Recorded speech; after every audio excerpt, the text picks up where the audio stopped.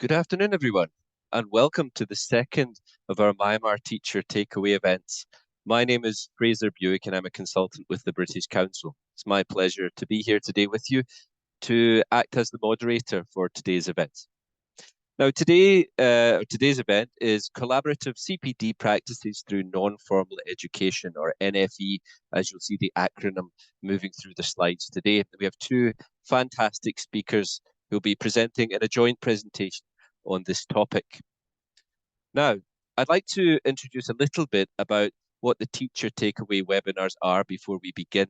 So these webinars are intended to offer local insight and practical CPD or continuous professional development ideas that support English teachers engaged in English language teaching, and of course within other English related educational contexts within Myanmar. So that could be, for example, CLIL or content language integrated learning. And we'll hear a little bit about that today as well. Now, we hope that this webinar will offer local perspectives, but focusing on topics that are of both local and global interest. Today's topic, of course, is something that is of both local and global interest, and we will be exploring some tips and ideas from this, looking at collaborative approaches and practices in formal education contexts that can support a wide range of stakeholders in Myanmar, including teachers, teacher educators, and perhaps even parents. Now, we will look at the principles and practical ideas today to offer a mix, but we definitely hope there is something that you can take away from today's event. A few slides. For those of you who joined us for the first event, you'll have seen these before, but we do have to mention them. As you'll probably see, the microphones and cameras are not on at the moment for our audience, so we do that to ensure that it's a smooth presentation and we can all enjoy the content that's presented. We do ask, however, that you don't put any personal information or contact details in the chat box, anything that is sensitive that really shouldn't be shared. So please be wary of that. We're very happy to hear your comments and your questions, but please don't place any sensitive information there. We also ask that your comments and interaction on the webinar today is polite and considerate of all others in the chat. And we do have moderators who are monitoring today's chat. We may have to remove participants who can't follow those guidelines. So please do respect everyone in today's event, and thank you very much for that. To ensure our event is inclusive today, we have two additional support mechanisms. These are, we have sign language interpretation, and we have Burmese language simultaneous translation. For those of you who haven't used Zoom before, on your device, either at the top or at the bottom, depending on the device you're using, you should see a globe icon or a world. By clicking on that, you have the choice of selecting the language you would like to listen to, and if you require it, there is sign language interpretation. It should be noted that if you do use the sign language interpretation, I believe you may not be able to see the PPT slides. So please do keep that in mind. But we do hope that that will help everyone to access and enjoy today's event. As you probably heard in the lobby, the event today is being recorded. We do mention that even though the microphones and cameras are off, because if you do ask a question, if you do it with your name, then it may be read out as a courtesy to you to ask for asking the question. So please, we just want to make you aware of that. For questions, there is a Q&A box that you should be able to see, again, either at the top or the bottom of your screen, depending on the device you're using. Please put any questions in there. Comments can go in the chat, but please don't put questions in the chat if you can help it, because the questions may be lost in the stream as many people comment. So the Q&A box is there for questions for our speakers today. At the end of today's session, we will be sharing some resources and a survey. If you would like an e-certificate for attending today's event, then please follow the survey link. After completion of the survey, the certificate will be available to you to download. So it is, I'm afraid we have to go through the survey to get the certificate, but it is available for everyone who attends today. A final point on this in relation to inclusivity and, of course, safety in online events. We do have these contact details. We have the British Council safeguarding team and the British Council child protection information page. So should you think there are any issues within the event, whether it be sharing sensitive information or other topics covered that are either sensitive or inappropriate, we would encourage you to contact this email address to let us know. Certainly, it's a commitment of the British Council to ensure that all online events are safe for all participants, and we ensure that you have a say in these events as well. Now, moving to our speakers today. As I mentioned, my name is Fraser Buick, and I'm an academic consultant with the British Council. And it's my pleasure and the British Council's pleasure to be able to present these events to teachers in Myanmar. Our speakers today are Mya Tinzartun, a freelance training consultant in Myanmar, and Kyo Lien So, founder of the Dawei Millennium Centre, and they'll be talking about today's topic. And I think it's a big thank you from me and from the British Council for their participation today. I'm very much looking forward to their presentation. On the point of presentation, and this is my final slide before we get into the presentation, I would like to highlight that today's event is 70 minutes long. I think there was a slight typo on the first slide, so we will be finishing at 4:40. After this slide, we'll be moving into the presentation. It's a joint presentation between Mya Tinzartun and Kyo Lien So, and then we'll have 20 minutes for questions and answers. We'll be taking those questions from the Q&A box and some of the questions from the registration. When people registered, you were asked if you would like to ask a question. We'll try to touch on those as well. And finally, we'll close sharing some resources and the survey to access the certificate.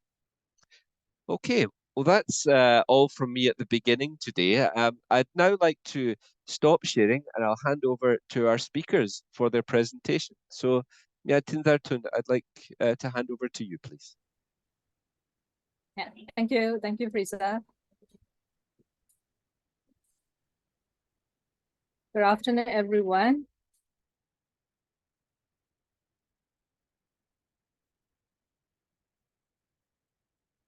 Okay, I hope you can see my screen. Yes, we can see it. Yeah, thank you. Yes. So for today, Xia Lien So and I will join this webinar. The topic will be collaborative CPD practices through NFE. So before we start, and I would like to ask all the audience, so how do you understand by NFE and what is NFE? So if you have some ideas how to understand that one, so could you please type in the chat?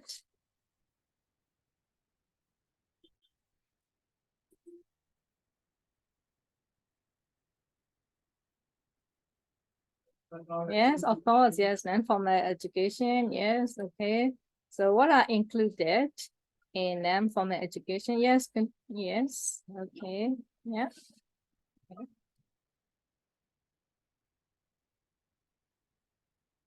Okay, of course, yes. So, yeah, NFE, non-formal education. So what kind of people can attend or learn from non-formal education? So we have some objectives, right? So the main objective. So we will see some people, some are dropout, some are disabled, some are people, those who cannot join the formal education, and some people, some children, they can learn, but their place and also their schools, so it's very far distant, so they can't join. So at the time, they can learn from the community. So non-formal education is important. And also we can give some kinds of information and also education through the same like formal education. So with short courses or special interest, yeah. So that's a kind of non-formal education. So this is also objective. You can see hoppers, yeah. Now, so some people will think, okay, this is education, but there are some differences between formal and non-formal education. So we can see here. So for formal education, we all know that we learn from schools, and then we learn from long-term, a year, yearly, sometimes 6 months. After that, we have exams. Then we have another term like that, final exam. So it's a long-term general education, starting from primary to now higher education like that. For non-formal education, it is short-term and specific education. What kind of education? For example, if you are interested in that kind of things, you can learn for a very short time with different courses. And another one is for formal education, so future oriented. What are we going to learn after this? For example, for further study or going to the college or going to the university, that kind of thing, future oriented. But for non-formal education, so they can learn immediately, not like primary, secondary, or high school like that. So they can learn what they want to learn. And another one is for formal education, we have schools, institutions, that building. So this one we have to go and learn. But for non-formal education, so we don't need any schools, and then we don't have any schools. We can learn from the monasteries or some community centers, or maybe some kinds of place with under the shelter. Yeah. And also for formal education, they are fixed time, right? For example, 9 to 5, and the whole year, academic year we have. But for non-formal education, flexi time. So some of them, so they are working, but they want to learn something, and they want to improve their language, or they want to improve their skills, other skills. At the time, they have more choices, and within flexi time, maybe after working hours, or maybe in the morning shift or evening shift, like that. And also we have, when we are thinking about non-formal education, so there are 4 types. Yeah. Okay, let's see, what are they? So for the first ones, I think this is very small, but later when we are sharing the slides, so you will see the bigger one. And here, paranormal education. So there will be some kinds of categories that you can learn from NFE. So that one is evening classes. Most of them, when they are working, so they can learn after work. So after working hours, 2 hours, 3 hours, like that. So any kinds of education programs they can learn. And another one is official literacy programs. So these are like, for example, skills, writing, working with words, what kind of things, cultural information, media, yeah, that kind of things they can learn from that education. And another one is distant education. That one is like formal education, but they can learn distantly, like online, or maybe within 2 or 3 hours together. And they will get a certificate or degrees, like formal education. These are the paranormal education. And another type is popular education. This is very popular because adult literacy projects. So some kinds of projects, and they can learn that kind of skills. They want to improve. So at the time, including digital literacy. So that kind of things for young adults or adults, they can learn if they are interested in. So these are very popular. And another one is supportive trainings. This one is they have to do with a practical one. So it's like for women, like sewing, cooking, art and crafts, homemade, handmade, sometimes homemade cookies, they make it, and later they can sell within the community, or maybe they can do some small shops. And another one is community development movements. That one is also popular because everybody can collaborate with volunteer organizations. It's like environmental awareness for Clean Myanmar or Kukuya, wherever it is. They can join, and also like National YMCA, they have some programs. So they can join and they can learn together. So there is collaborating with voluntary organizations. These are under popular education.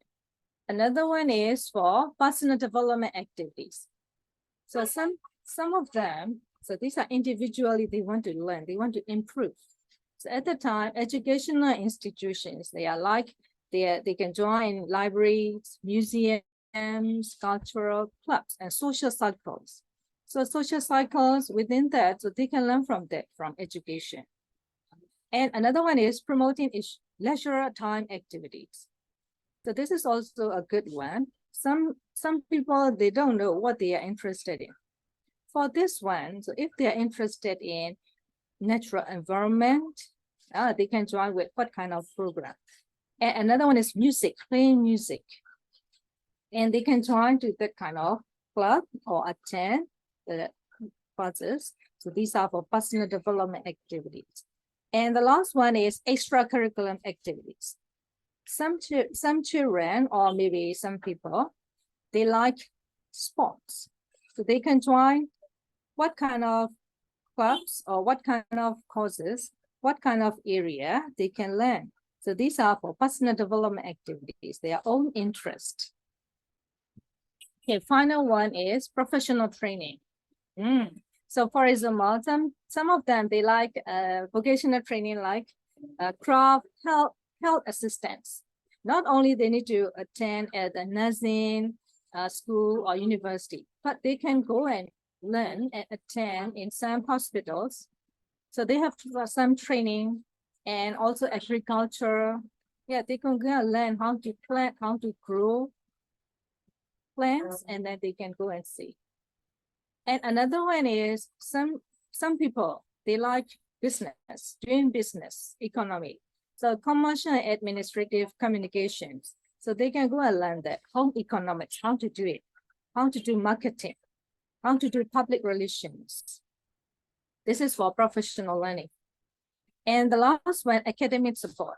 Foreign languages, for example, I like Korean language. I would like to learn Thai language. So at the time, so they can go and think what kind of learning and what kind of school courses they can join. 3 months, 4 months, like.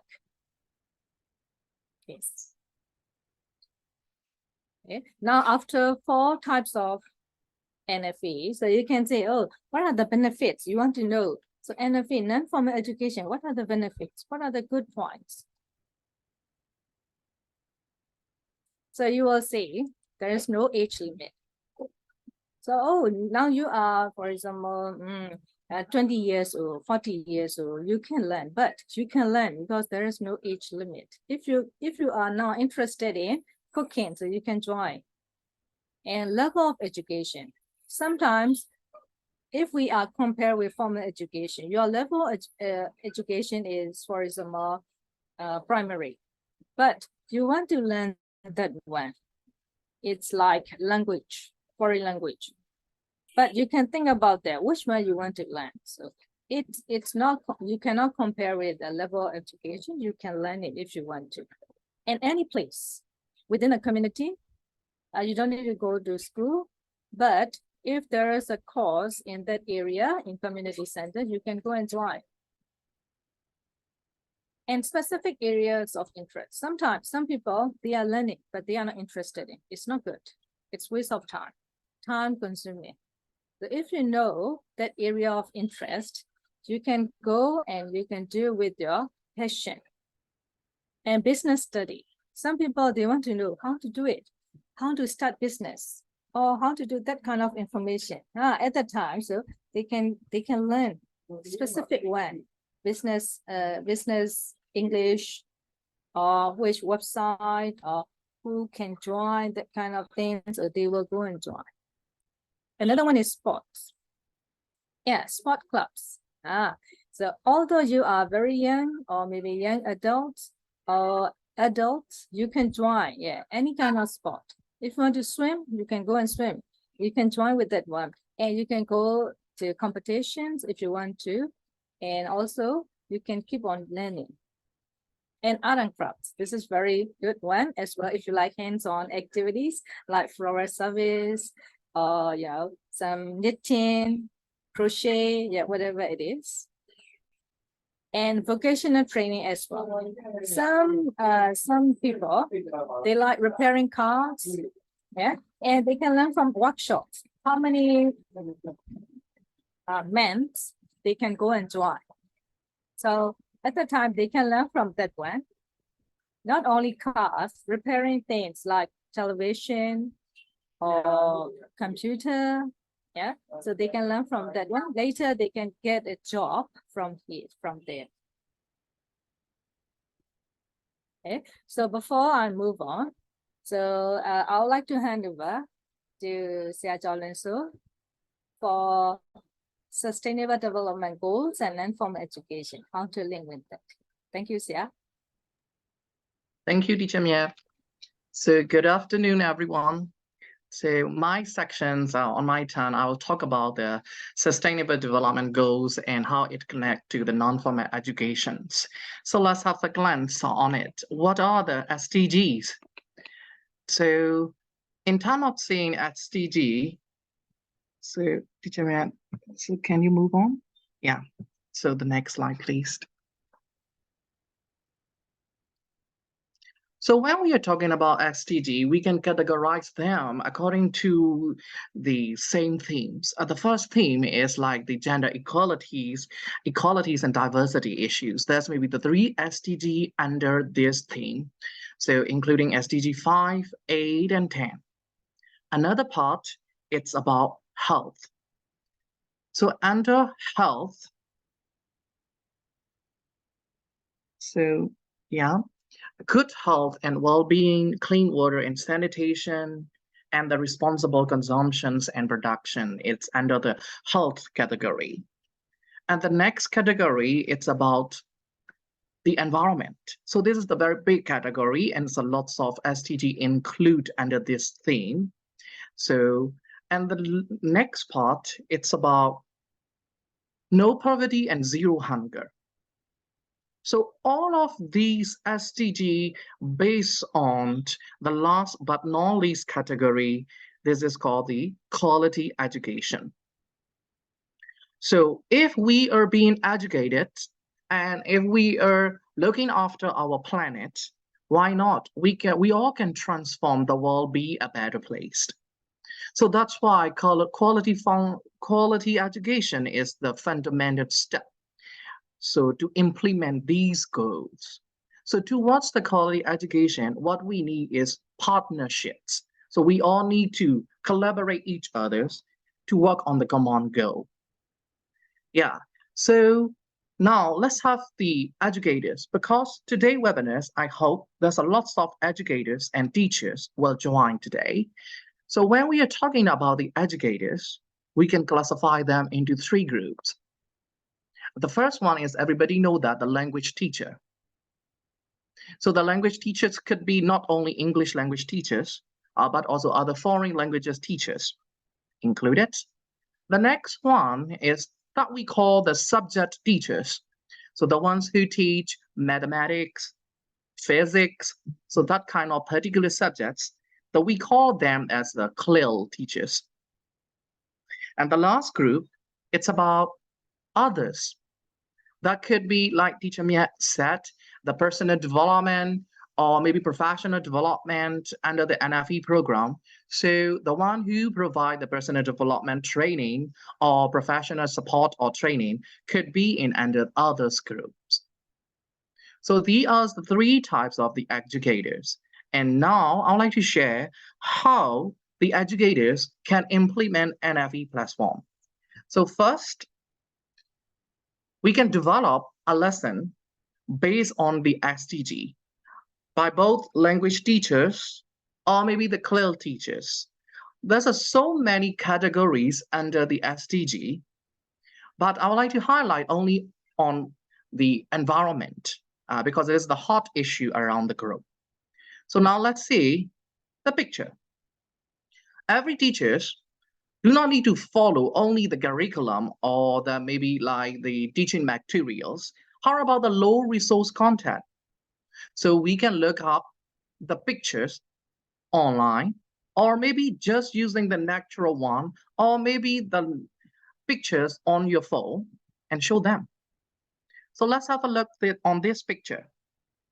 So how can we develop the lesson on this picture? It is about the clean energy. So when we arrange the lesson, so we can arrange like this. So the first step is called pre-stage. So during the pre-stage, we can do the leading activity like the describing pictures. Let the student describe the picture. Oh, what can you see in this picture? Can you describe it? So how are they related to the environment? Is it good or bad? So maybe like that. And then as a teacher, we need to pre-teach the vocabulary. So do not teach renewable energy in our L1. Instead, we can arrange some definition and some words, then let them match. After that, the teachers could check together. So the matching with some useful resource or vocabulary resources. And then after pre-stage, we have the language input stage. Why? So we can do the listening activity or reading lesson with some comprehension check task. So we do not need to follow the course book. We can look some kind of the reading materials online, or maybe some from the newspaper, or maybe sometime from the magazines, or listening audio from the YouTube or some podcasts as well. So as an educator, we need to set the comprehension check task. Last but not least, the last stage is about the post stage. During the post stage, we need to set up the task about the discussion. So this picture represents the clean energy, and it is about the benefit of using the renewable energy. So let the student discuss about this. And then after that, they can present about their group idea. In this way, the learners could aware of some SDGs, and they can transform the world, be a better place in some settings. So this is just one typical example of how can we apply our lessons on SDG. And here is another message for an educator.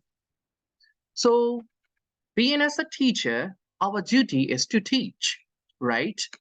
To assist and to help the learners in need. But how long can we assist them? This is the questions. We cannot stay with them for 24/7, right? So we have to train them to be an independent learner. So how can we promote autonomous learning as an educator? The very first one, all the teachers need to be aware is teaching alone is not enough for the progress of the learners. So what do we need? As the second step, we need to put them in touch with the real world context by using appropriate, authentic material as teaching aids, not only based on the course book. So the one they can get from their environment, real years, the newspaper articles, books, and so on. So use authentic material and let them in touch with the real world context.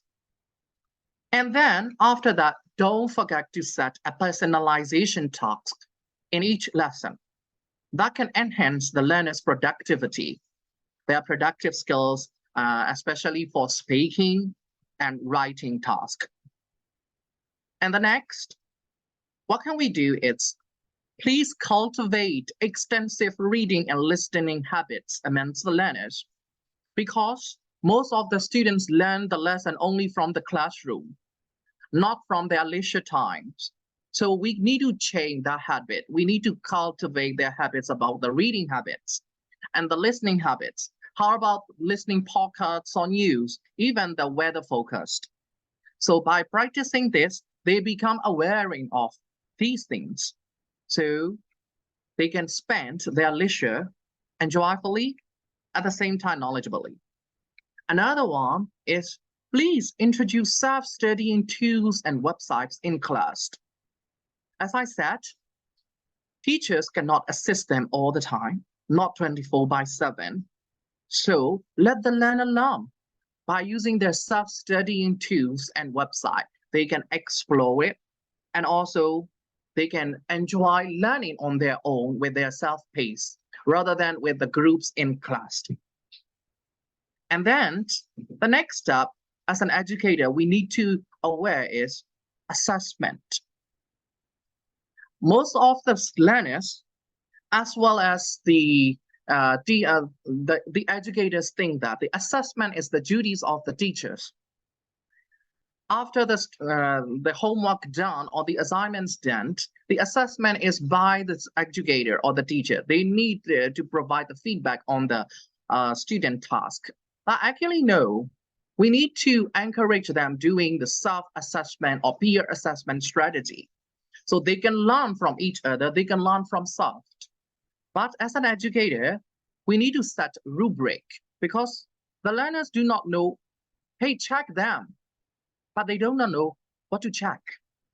So as the teachers, we need to highlight, oh, you need to check these things, that thing, and make a list of things they need to check. So by this way, the learners be aware of, oh, what to check after their productive task. And the last important message is don't function as a leader role in the teaching. Just function as a facilitator's role. Please facilitate them. Try to help them to be independent learner and to be good at their life. Okay, so this is about how to promote autonomous learning in our classroom. And then the next one, what we're gonna say is the library as the NFE resource centers. As I mentioned in the previous slide, I recommend most of the educators to use authentic materials. So where can we find them? Yeah, mostly we can find them from the libraries. So in terms of saying the libraries, there's maybe two types nowadays. Physical libraries that we can go and get the books and then we can read there, or maybe we can borrow. And then another one is the digital library. If we have the internet access, we can get access of it anywhere, and then we can get the valuable resources. So now I would like to highlight the programs and activities for learners as the library as the NFE-based center. NFE center, okay, let's think that, oh, it is impossible to set up physical library nowadays because it is very costly. We do not have enough funding or budget to set up the library, right? But think importantly is, what does the library function? Just borrowing the book? Just providing the book? Actually, no. Borrowing the book and collecting the resources is one part. But one thing is what kind of services that we can provide through our center. So the one is, what can we do is all the teachers can change your language school, whether it is big or small, onto the library. Okay, not a very big one, even though a smaller one from the very remote area, you can change your learning center into an NFE center or maybe a library. How? The first one is create self-learning corners. What books do you have? So you can provide some self-study books, even the national curriculum, or maybe some graded learners or some others book that you can collect on them. And then some tools for audio practices, maybe the headset with the CD players, or maybe a computer if you have it, with a computer with the internet access. Please provide a self-learning space. Another one is the book collections on different genres. So you can collect fiction, non-fiction, academic book, comic, both in English and also in your language L1, L2 as well. L1 language, mother tongue, that we can use it collection, not only English. Yeah. Another one is all these two are about the collection of something. So you need some resources. Another one is what we need is only the human capital, human resources. Just organizing the clubs, reading club, conversation club, or maybe arts club, or sometimes board games club, like playing chess, Monopoly, or maybe some kinds of board games that we can play, and sometimes Scrabble that we enjoy playing, building up our vocabulary skills, right? And debating club. So that kind of club, you can organize it. Whether it is the library or the language center, we can do it with the zero budget, okay? What we need is the passion. Another one is if you have some kind of resource person, insightful, inspiring speakers, you can invite them and having a talk. Nowadays, it could be physical talk that we invite the person into your center and then let them talk. Or maybe sometime we can invite the speaker and then we can do the Zoom sections like this. The audience can watch from it like that. So the talk. Another one is different kind of discussions that we can do it. For example, like the fishbowl study, touchstone discussion, so whatsoever. So you can Google it. What does it mean? So because we have the limited time to share. Or maybe the movies talk. Oh, what movies are popular at the moment? So in that movie, what did you learn from this movie? Which scenes do you like best? So which dialogue or quote you remember from this? For example, like very young learners movies like Kung Fu Pandas. Oh, by watching the Kung Fu Pandas, there's the critical value or moral value that we learn from it. So we can talk on it, the various aspect of movie. And then another one, the last part is we can set up the reading challenge. On the next leg, I will talk about what reading challenge is. And another one is the digital literacy program. Being as an educator, we need to know what is the digital literacy, and also the education and technology plays important roles in our life. So if we know that, we have the responsibility to share on others. Another one is tap age girls. So nowadays, most of the girls in the how can I say that they are not very familiar with the technologies, or maybe using the computers or the laptops wisely. And so how can we share them with equality issue like that? So this is about the gender equality. So we can promote digital knowledge amongst the girls. So this activity can do at our center, even though you are not a library or your center is just a small or big, you can do these things. Okay, and then the next slide, I will talk about what reading challenge is. Actually, reading challenge is organized by the Reading Agency. That is one of the UK-based organization, but we can do whatever, wherever. So what we need to do is 7 steps in the reading challenge. The first one is we need to set the theme. Or creepy monsters, or sporty kids, or maybe example. Well, we need to set the theme. After setting the themes, we need to choose the books according to the themes. For example, creepy monsters, under it, we need to collect the books about the horror stories or thriller stories, or maybe like that. And then after choosing the books, we need to prepare a report card and stickers for the participants. And then we need to set the time frame for reading challenge. So maybe it's about 3 days, or maybe it is about 5 days long program. And then the fifth stage, it's you need to start the challenge. All the kids who take part in the reading challenge need to come to your center, and then they need to complete reading 6 books within 3 days or 5 days. It depends on the time frame that you set up.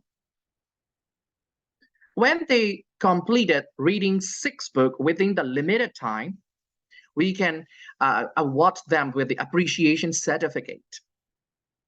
And then by the end of this completion period, we can hold some competition like the character drawing or writing a book review or a favorite character, and then we will award them. So this is about the reading challenge. And next, it's program activities for educators. So the first part is for the learners that the teachers organize for the learners. The next activities are for the educators. So what can we do as an NFE-based program? Yes, as an educators, continuous professional development is really important. So how can we develop our profession? Is by attending the webinars. That's maybe very good uses like the British Council webinars like today, Macmillan Education, or maybe National Geographic Learning. They have the weekly webinars, monthly webinars, whatsoever. You can check online, or maybe Facebook, or social media platform, or maybe even their website you can join on. Another one is doing self-paced learning through the massive open online courses. So you can see in the middle one, I was teaching English, how to teach pronunciation course. It's the free, totally free. It is in August. It's already completed. Now it's in September. How to teach, I think, the literacy-based lessons. Yeah, like the language learning through the literature, like this.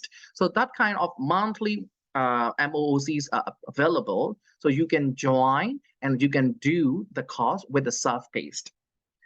And then the next one is learning from social media and websites like the YouTube channels or maybe the Teaching English website. There's a variable resources on it.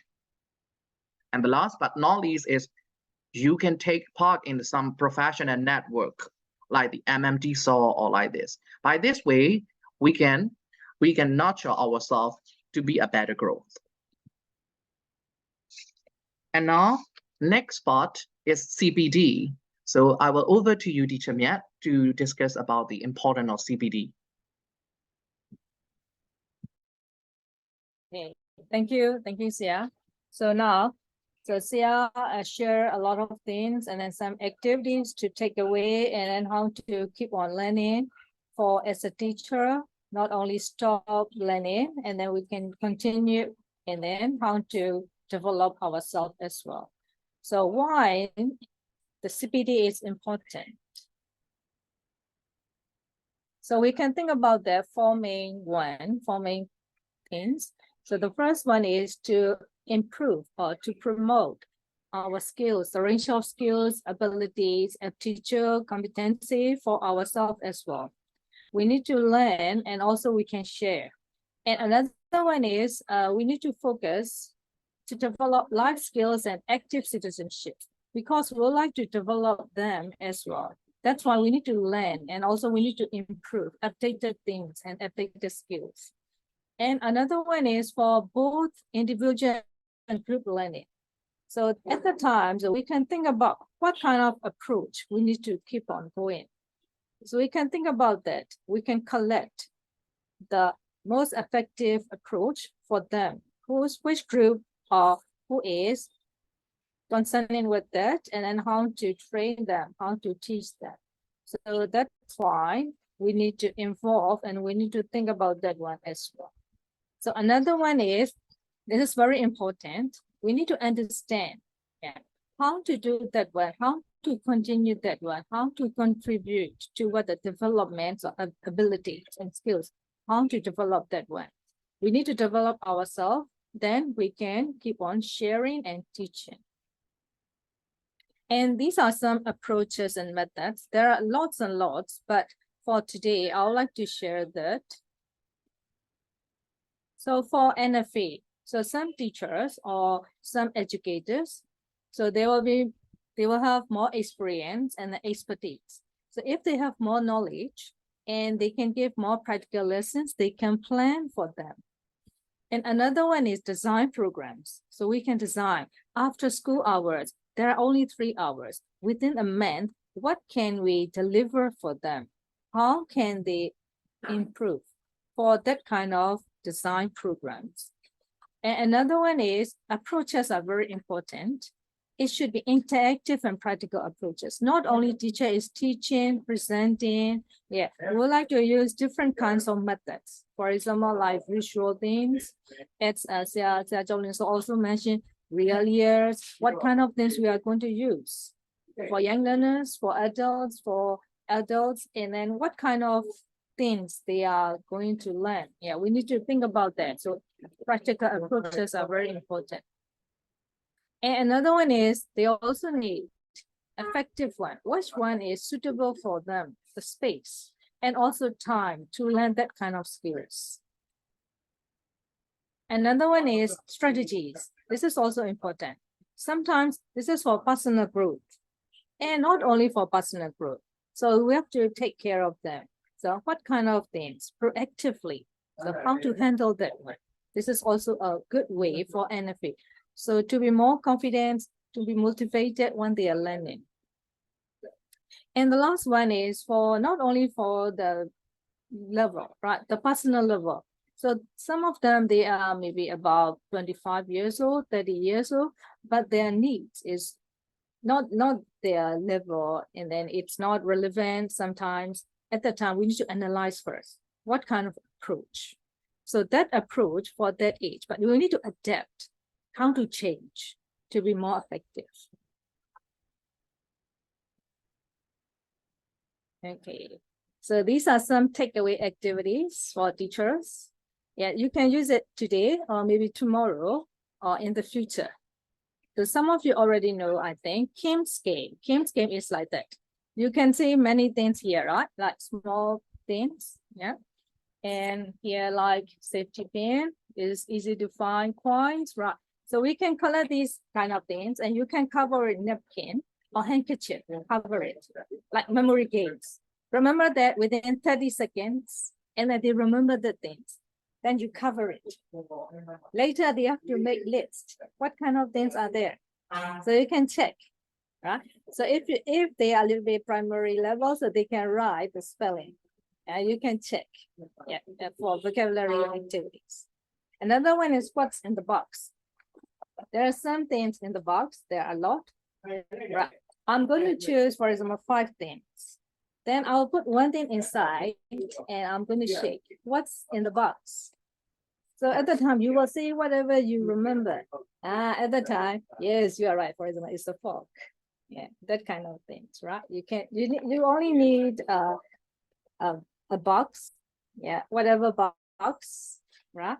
And another one is convention hand. This is also a very popular one.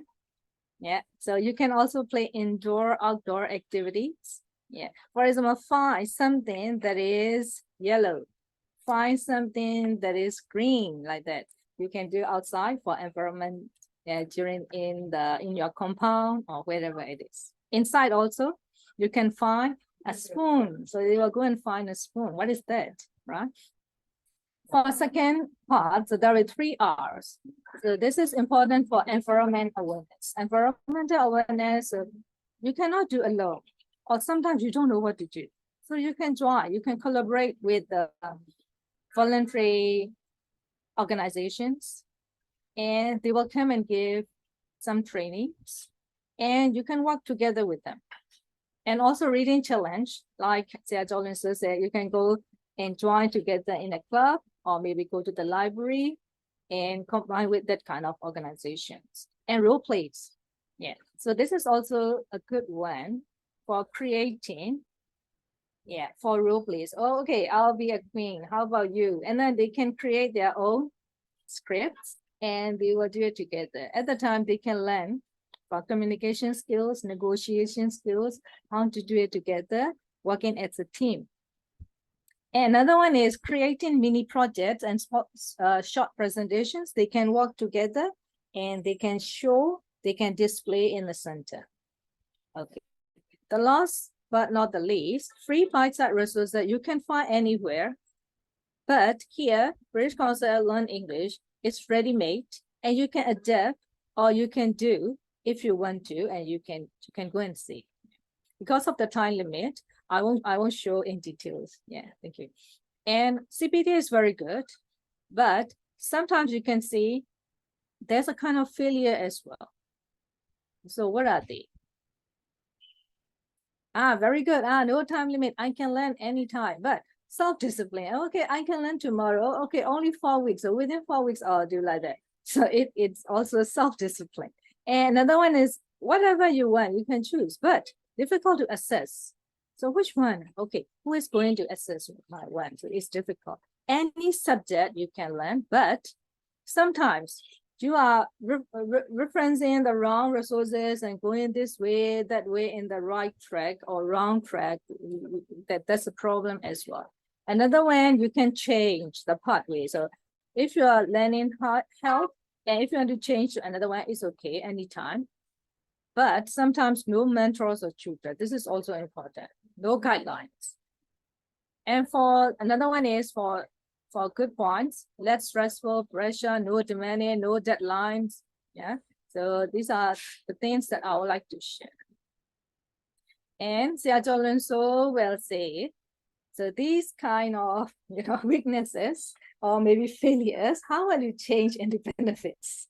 Okay, Sia, please. Yeah, please take the floor. Thank you. Thank you. Thank you, teacher. This is the last slide about how we can turn the weaknesses into benefits.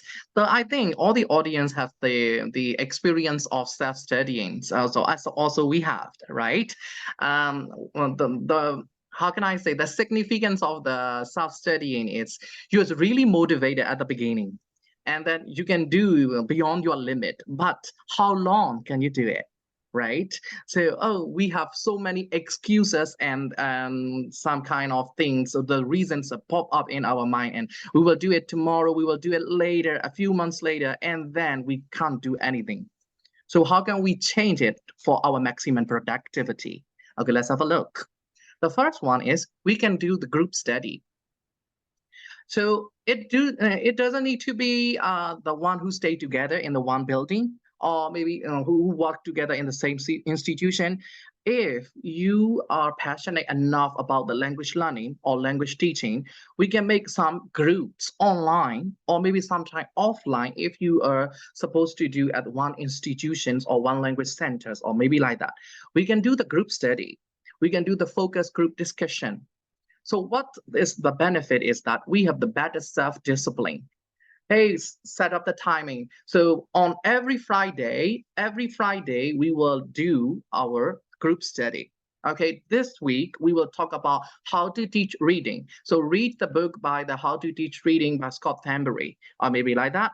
And so by doing this, so we push each other, not by because we are not doing alone, we are in group, so that we have to perform our duty well. So the next step is we have the faster study pace.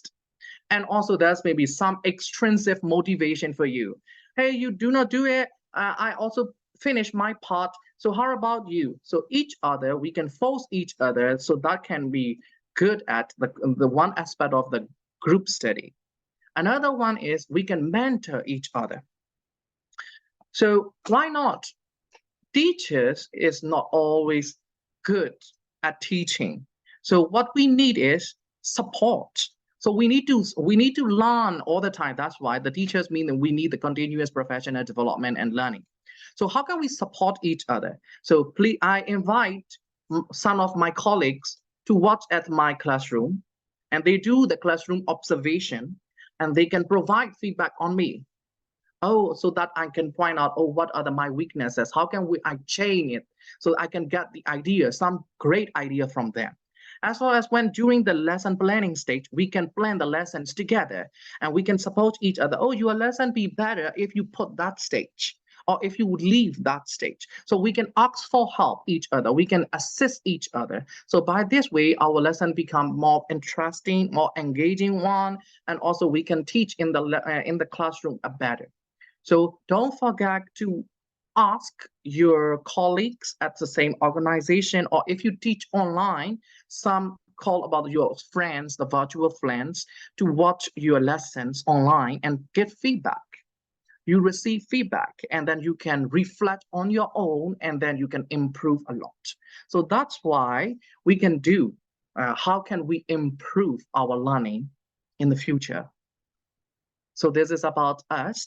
And the last but not least, there's some thoughts I would like to share is, yeah. Just a small raindrop is nothing. A collection of those form a river, so we can supply water for the needy.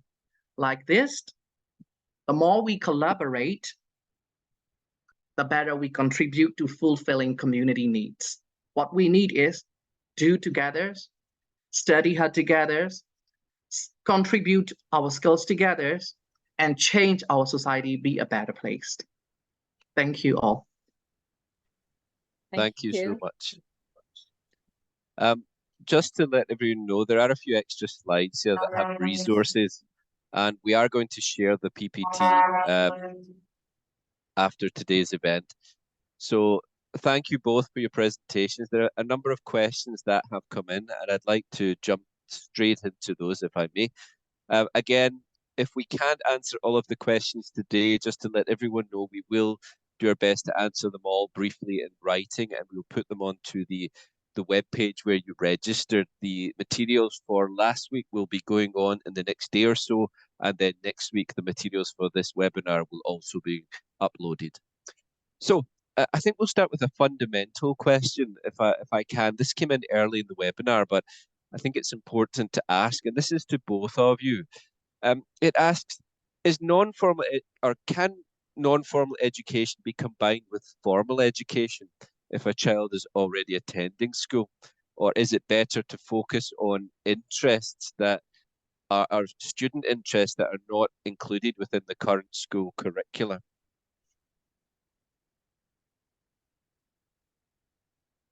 Yeah. Can I ask, Tinzartun, first of all, what do you think? So you mean formal education and non-formal education, they have the same curriculum? Yes, I'm paraphrasing the question slightly. Can it be combined, non-formal education and formal education, or should non-formal education specifically focus on interests that are not included within the formal curricula? Yeah, they can combine. So, but because of the time, not like formal education, they have a time frame.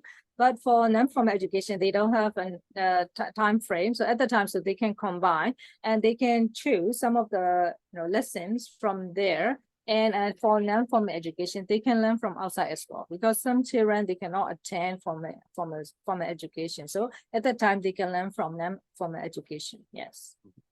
Thank you. With the flexi time. And Colleen, so what would your reply be to that question? Again, I have Yeah. paraphrased. Yeah, actually, the answer is already included in the question, I think, because according to the interest, right? So formal education, the curriculum is already set up, so we couldn't change or we couldn't expand on it. So as the learners, if she or he is really interested in it, so why not? We can train them through the non-formal education platform. Let's think about art. In our education curriculum, art is not a kind of the subject. If the students or the learner or maybe your children is really interested into art, so we can provide the opportunity to learn about the basics art trainings during the after school hours. So that is a kind of the solution. Yeah. Okay, thank you. I think moving on from that, perhaps the natural progression moves on to another question we have. And can non-formal education effectively bridge the gap between formal education and lifelong learning, so learning beyond formal education? I'll stay with you for that question first of all, if I may, Colleen, so, and then we'll move to Myat Tinzartun. Yes. The non-formal education initiative, as an initiative, so we need to create some programs or we need to share some tips and tricks about how can we carry on the NFE practices for the CPD context. I share in the last slide that how about the group study? How about the focus group discussions? How about forming the small society? For example, as I live in Dawei, so how about the Dawei ELT communities? Establishing this, and we share information together, forming a small network, and then we can support each other. We can fulfill our needs, and we can sharing is caring. Yeah, that is it. So we can highlight about these things. Yeah. Great. Thank you.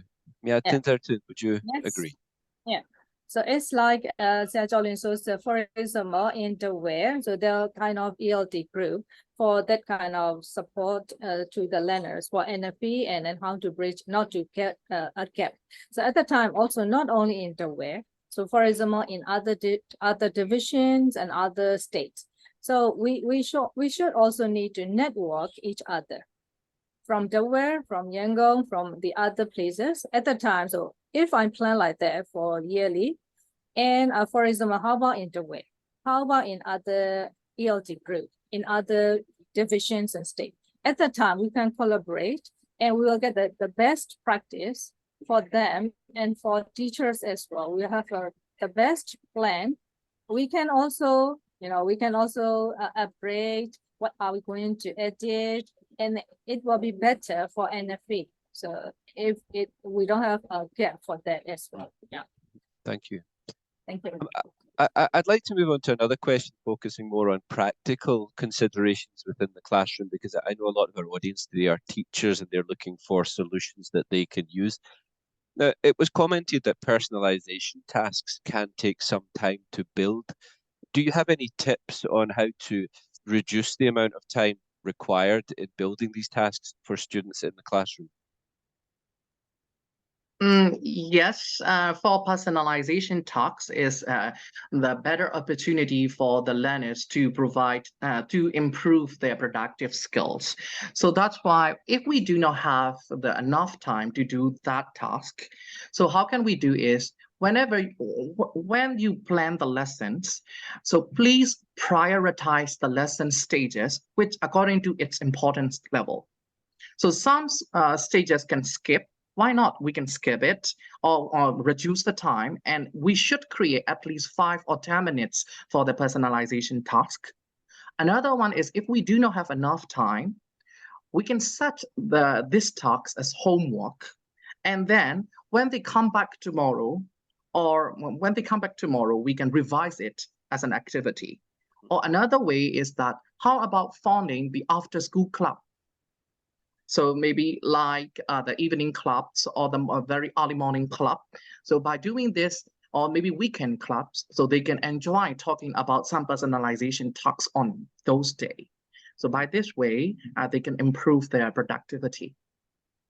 So by giving it for homework, do you mean something similar to a flipped classroom where much of the preparation is done prior to the class and then the Yes, activities can be done in the class? I see.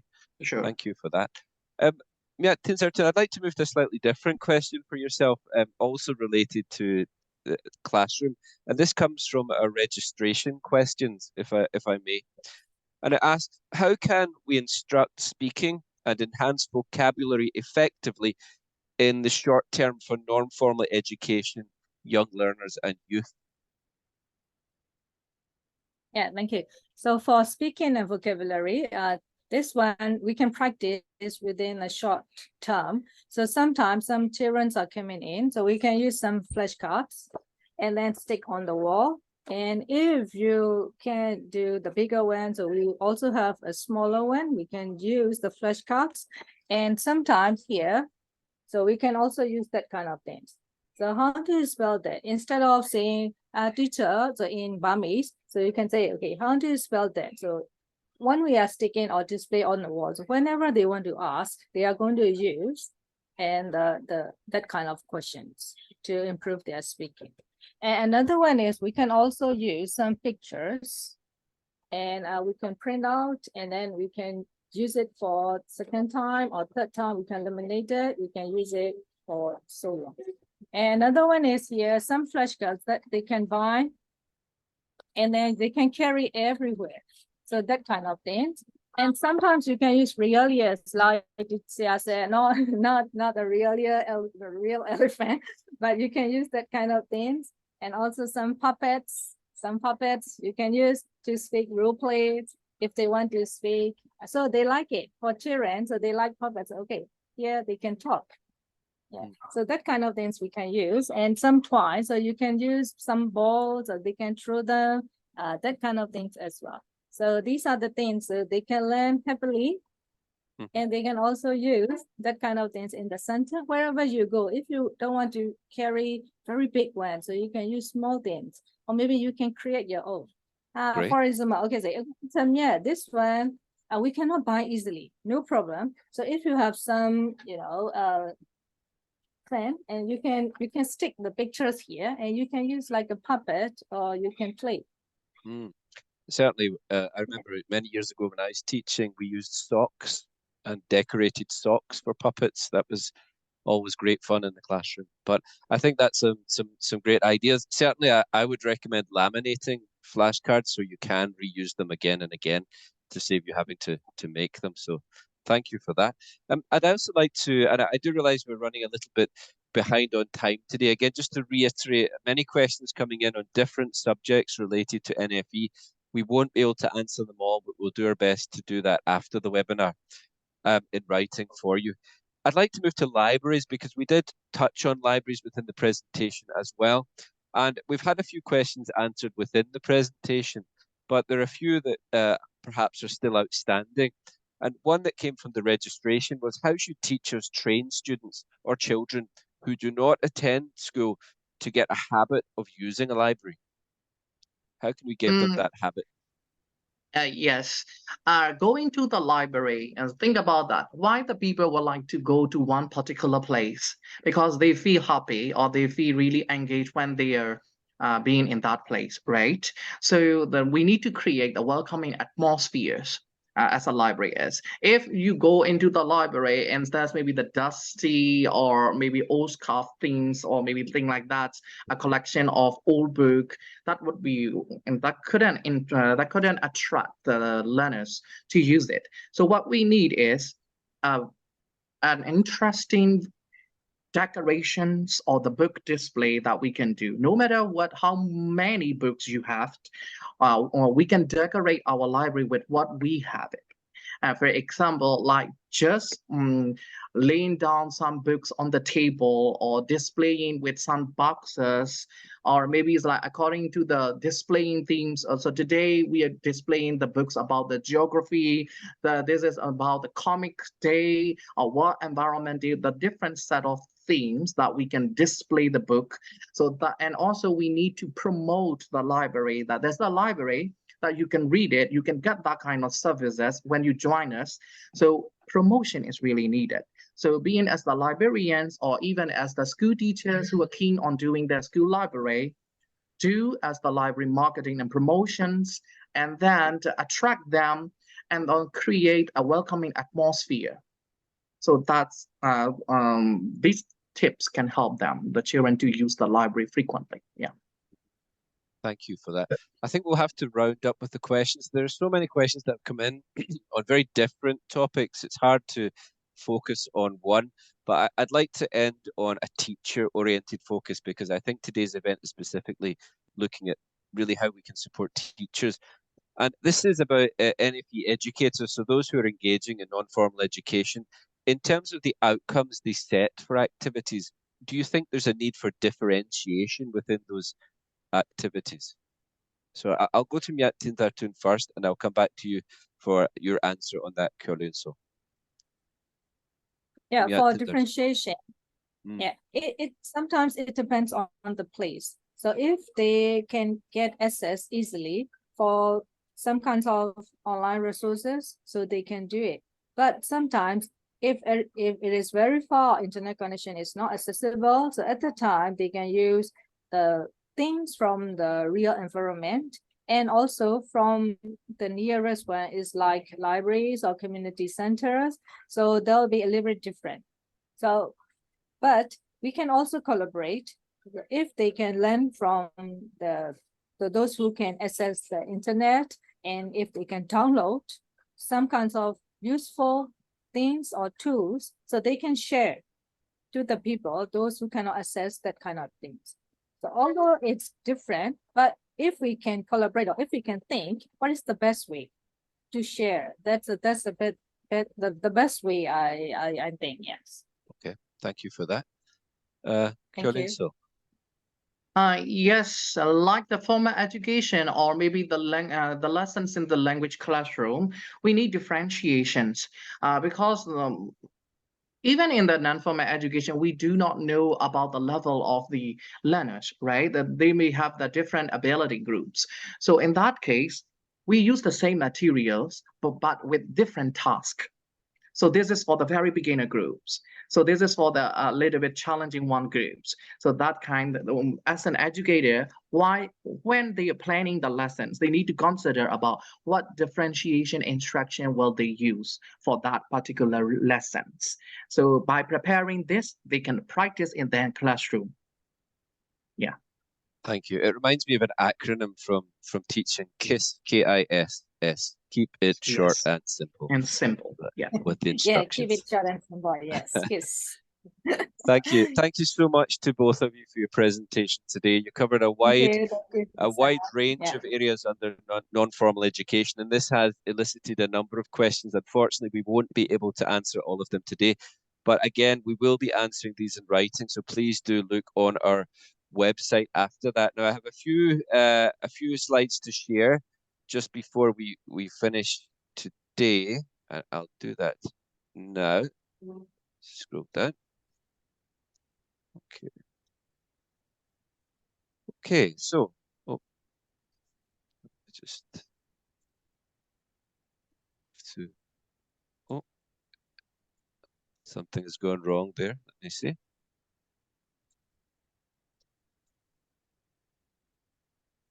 Apologies. Just try and share that again. Something. Let's see which one. Can you see my screen there? Just to check that everyone can see. We can see Fizi. Not Can yet. Not not, yet. uh, Can I share for you? yes, please. I think I'm Yes. having a few technical issues here, unfortunately. Can I help to share, Prisa? Yes, please. That Is that would be okay? wonderful just to get us to the end. I can try this one last time. Oh, can you see now? Yeah. Oh, yes, we can. Brilliant. Okay. I apologize for that. Yes. Technical issues. A few final slides just to round us up today. We do have this survey. We would really appreciate your feedback on the event today and the content. Of course, this helps us to create and improve new events for you, and certainly improve what we do. There will be an e-certificate at the end of the survey. So when you've completed the survey, you will have an opportunity to download an e-certificate for today's event. I'd also like to share some resources that may be useful for you. We did see a lesson plan related to sustainable development goals in our presentation today. And here's another example of a lesson plan. It's specifically for 9 to 12-year-olds, so round about junior middle school for teachers who teach in that area. We also highlighted NFE, and FE, and I wanted to share some games that could be used in either context. These are collaborative games, so where students work together, and also competitive to some extent, which I think will help with motivation of students as they take part. It's always important to be motivated. I'd also like to highlight the next event, which is next Thursday. It will be at the same time, 3:30, and it will run for 70 minutes. We're going to look at a different topic. Oh, excuse me. And it's community-based inclusive education. Our presenters will be Aimia, a facilitator and inclusion advisor, and Jung Benatar, an educator and researcher. So please join me for that event next week. You can register using the QR code you see on the screen. And finally, I'd like to remind those of you who joined us last week and introduce to those of you who are joining us this week, the ASEAN Teaching English Conference, which begins in October. There is not a registration page for this at the moment, but it will be coming soon. So if you are interested, I would certainly encourage everyone to follow us on our British Council Facebook page, the QR code you can see here. And there will be an announcement very shortly showing you all of the events that are going to be in that conference. So again, thank you to our presenters today for their wonderful presentation. Thank you for our audience today for joining us, for your comments and your questions. Again, we will get to them by the end of this webinar. We will be looking at them and adding a written response that we hope to have up on the website next week. For those of you looking for the PPTs, the recordings, and the questions, they will be on the registration page that you use to register for this event. And if I can skip back, it will also be here where you see this QR code. It will take you to the same page so you can see those resources. The resources for last week should be up by tomorrow, we hope, and the resources for this week will be up by next week. So really, that's all from me and from our speakers today. Thank you again. Have a wonderful evening and take care. Thank you very much. Thank you. Thank you, everyone.